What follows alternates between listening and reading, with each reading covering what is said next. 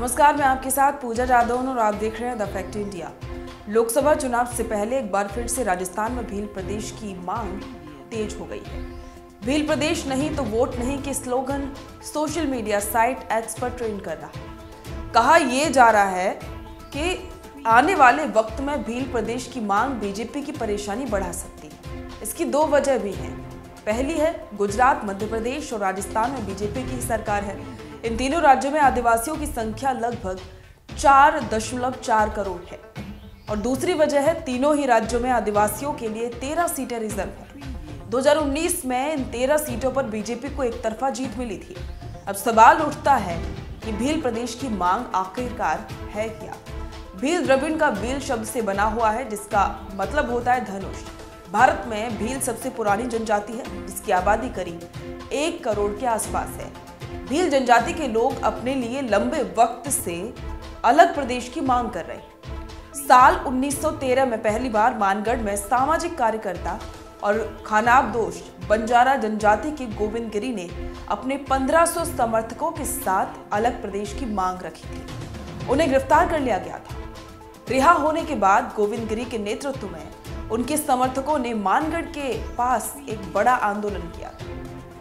आंदोलन को खत्म करने के लिए स्थानीय प्रशासन ने अंग्रेजों से सहायता भी मांगी थी। इसके बाद पुलिसिया कार्रवाई में कई भील आदिवासी मारे भी गए थे। घटना के बाद गोविंद गिरी और पुंजा धीरजी को गिरफ्तार करके अंडमान जेल भेज दिया गया था। आजादी के वक्त भी भील प्रदेश की मांग को लेकर सुगबुगाहट हुई थी, लेकिन शुरू में इस मांग को ज्यादा तरजीह नहीं दी गई। इसके बाद वक्त वक्त पर भील प्रदेश की मांग को लेकर आंदोलन होता रहता है।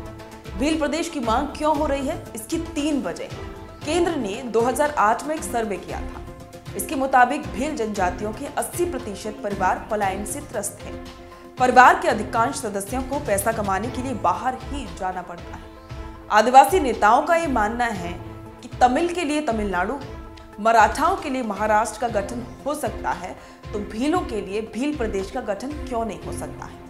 भील प्रदेश की मांग करने वालों का ये कहना है कि मध्य प्रदेश, गुजरात और राजस्थान में भीलों की जितनी आबादी है वो कई राज्यों से अधिक है।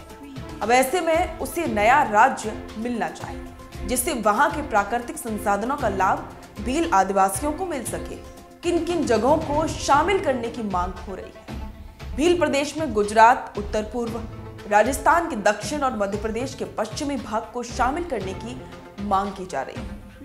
जिलों के हिसाब से देखा जाए तो उसमें करीब 20 जिलों का पूर्ण हिस्सा और 19 जिलों का आंशिक हिस्सा शामिल किए जाने की मांग की जा रही है। राजस्थान के जिलों में डूंगरपुर, बांसवाड़ा, उदयपुर, प्रतापगढ़, सिरोही, राजसमंद और चित्तौड़गढ़, जालौर, बाड़मेर, पाली इलाके में भील प्रदेश की मांग समय समय पर उठती रहती है। और इसी तरह मध्य प्रदेश के अलीराजपुर, झाबुआ जैसे जिलों में इसकी अलग प्रदेश की बनाने की मांग खूब होती है। मांग के हिसाब से देखा जाए तो भील प्रदेश में लोकसभा की 11 और विधानसभा की 90 सीटें आ सकती, यानी कि इसका स्वरूप छत्तीसगढ़ से मिलता जुलता है। आपको बताते हैं कि भारत में कैसे होता है राज्यों का गठन। भारत के संविधान में राज्य के पुनर्गठन या गठन का अधिकार केंद्र को दिया गया है। केंद्र सरकार संसद के प्रस्ताव लाकर राज्यों का गठन करती है। संविधान के अनुच्छेद 3 में केंद्र को इसका अधिकार दिया गया है। केंद्र सरकार राज्य पुनर्गठन आयोग 1955 की सिफारिश के आधार पर राज्यों का गठन करती है। भारत में आखिरी बार लद्दाख का पुनर्गठन हुआ था।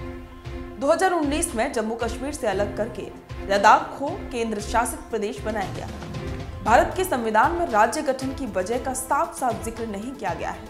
आमतौर पर 4 आधार पर अब तक राज्यों का गठन किया गया है। पहला है गांव के तत्वों के आधार पर। किसी भी सीमा का बंटवारा गांव के तत्वों के आधार पर भी किया जाता है। इसमें गांव के भौगोलिक, आर्थिक और सामाजिक संरचनाएं देखी जाती हैं। अंतिम फैसला केंद्र का ही होता है। दूसरा है भौगोलिक निकटता। किसी भी राज्यों के बीच सीमा का बंटवारा भौगोलिक निकटता के आधार पर ही किया जाता है। केंद्र ये तय करता है कि दोनों राज्यों के बीच की भौगोलिक निकटता कैसी है। उत्तर प्रदेश, उत्तराखंड, मध्य प्रदेश, छत्तीसगढ़ और बिहार, झारखंड के बीच भौगोलिक निकटता के आधार पर ही सीमा का बंटवारा किया गया। और तीसरा आधार है भाषाई आधार पर। साल 1953 में श्रीमालू ने तेलुगु की मांग को लेकर आमरण अनशन शुरू किया था। ये अनशन 56 दिनों तक चले थे, जिसके कारण श्रीमुलु की मौत हो गई थी। उनकी मौत के बाद तत्कालीन प्रधानमंत्री जवाहरलाल नेहरू ने आंध्र को अलग राज्य बनाने की घोषणा कर दी थी। मद्रास प्रेसिडेंसी से अलग होकर आंध्र एक नया राज्य बना। भाषाई के आधार पर आंध्र प्रदेश के बाद महाराष्ट्र, गुजरात और हरियाणा, पंजाब का बंटवारा किया गया। और इसमें चौथा मानदंड है लोगों की इच्छा के आधार पर। लोगों की इच्छा किसी भी राज्यों के बीच सीमा बंटवारे का सबसे महत्वपूर्ण तथ्य है। कुछ हाल ही में लद्दाख और तेलंगाना का बंटवारा भी इसी आधार पर किया गया है। लोगों की मांग को देखते हुए केंद्र सरकार किसी भी राज्य की सीमा का बंटवारा कर सकती है। तेलंगाना का बंटवारा लोगों की इच्छा के आधार पर ही किया गया था। और अब राजस्थान में जो मांग उठ रही है भील प्रदेश की, उसको लेकर भी कुछ ऐसी संभावना जताई जा रही है। लोकसभा चुनाव से पहले ये मांग और भी ज्यादा तेज अब होने लगी है। इस पर आपके विचार हमारे साथ जरूर साझा करें। बने रहें द फैक्ट इंडिया के साथ। ताजा खबरों के लिए विजिट करें द फैक्ट इंडिया की वेबसाइट और डाउनलोड करें द फैक्ट इंडिया ऐप।